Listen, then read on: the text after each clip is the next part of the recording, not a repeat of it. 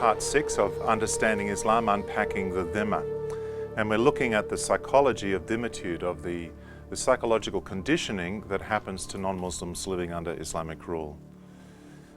If you have a society where there's institutional slavery, such as existed in America in the 19th century, this can be associated with you might say, a culture of racism. That is, an attitude of hatred or contempt is developed. It goes along with the exploitation of a particular class of people, and the one feeds the other, really. Just similarly, wherever you have the dhimma system, you have a psychology or a mentality of dhimmitude. It's a worldview, really, that affects both Muslims and non-Muslims in different ways. And even after a nation has sort of banned the dhimma and there's no more jizya payments, the psychology of that system can be felt for a long time, and people can be affected by it quite deeply.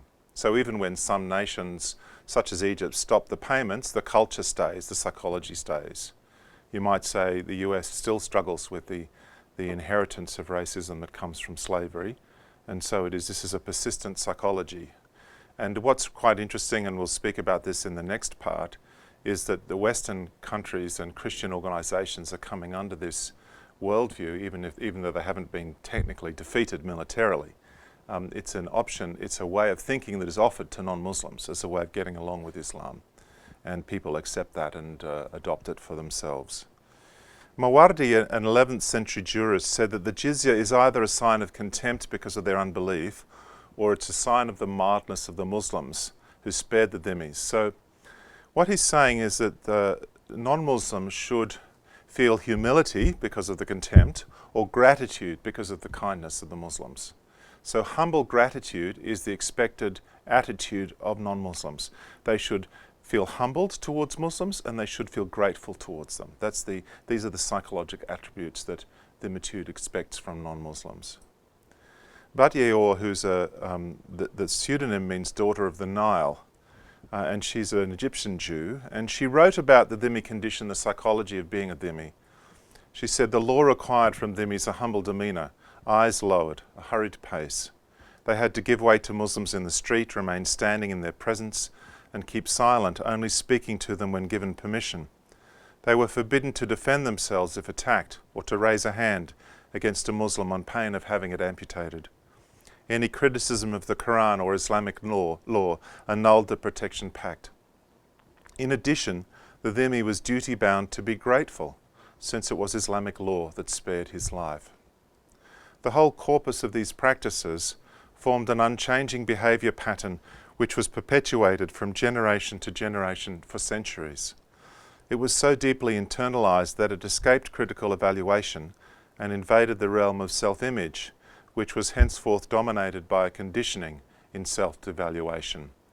So the conquered peoples actually feel inferior, and they are unable to critique their condition. They're not supposed to understand why they feel this way.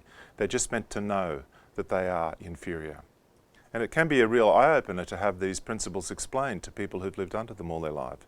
It's as if their very soul was being laid out on the table, and they had to confront the actual structure of what they've been living. It's quite a significant spiritual ministry, really, to help people understand this.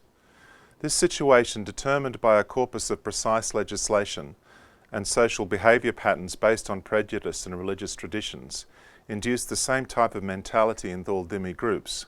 It has 4 major characteristics: vulnerability, humiliation, gratitude, and alienation. So these are the psychological characteristics that she is saying will crop up again and again in Christian communities who are under Islamic rule. Johann Sivic wrote about what was happening with the Christians in the Balkans at the end of Ottoman rule. He said they became accustomed to belonging to an inferior servile class whose duty it is to make themselves acceptable to the master, to humble themselves before him and to please him. These people became closed-mouthed, secretive, cunning. They lose all confidence in others. They grow used to hypocrisy and meanness because these are necessary in order for them to live and to avoid violent punishments. So he's saying this causes a lot of psychological damage upon communities to live under these conditions.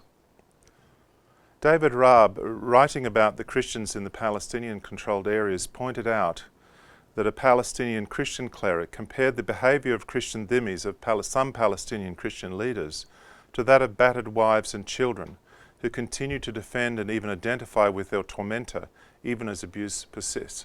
I've had the experience of ministering to a number of women who've been in abusive relationships, and they will often defend their partner, and they will speak up for them, and they'll say, he really loves me, he's really a loving man, even while they bear the bruises on their face. And one woman said to me the moment where she realised that it wasn't her fault, and he was to blame, was the most terrifying moment of her life, because she realised that she was trapped and couldn't get out of a situation where she might even be killed. So she had no hope.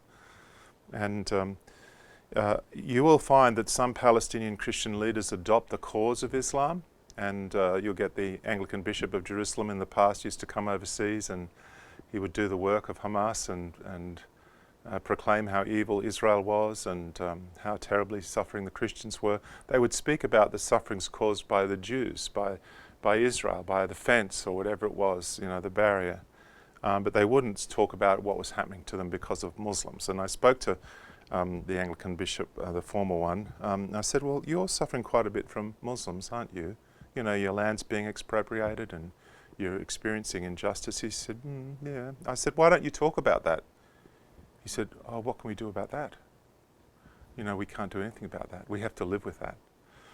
And so this affects the West, because these Christians, they present a particular view of Islam into America and into Canada that's not accurate, because that's the battered woman's testimony about her husband. That's what we're believing.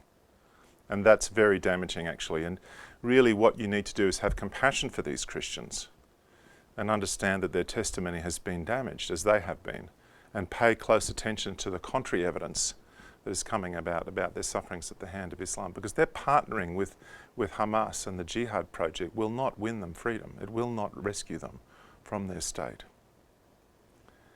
So dhimmis sometimes collude with their oppressors. They collude in adopting the dhimmi status. They make themselves as inconspicuous as possible. Dhimmi communities compete against each other also for the support of the Islamic community. So, for example, the Protocols of the Elders of Zion, which is an anti-Semitic text very popular in the Arab world today, was first translated into Arabic by Christians in Syria.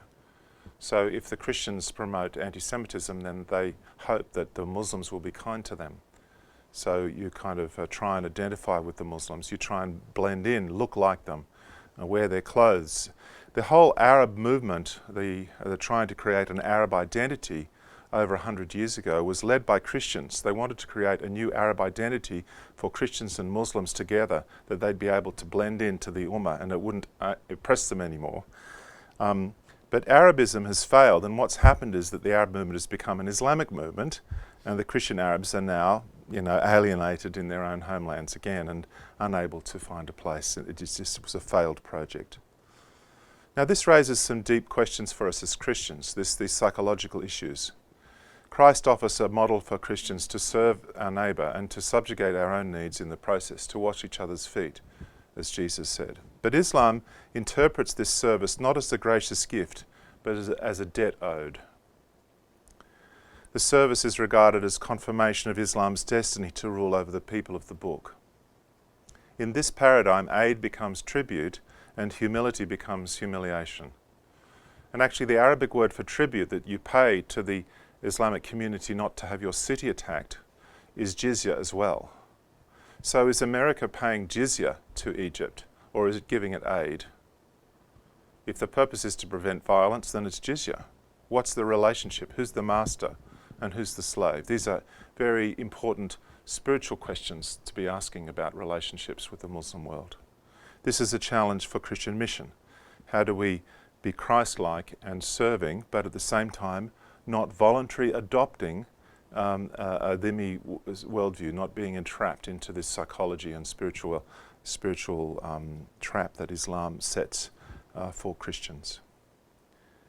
On to the number 7.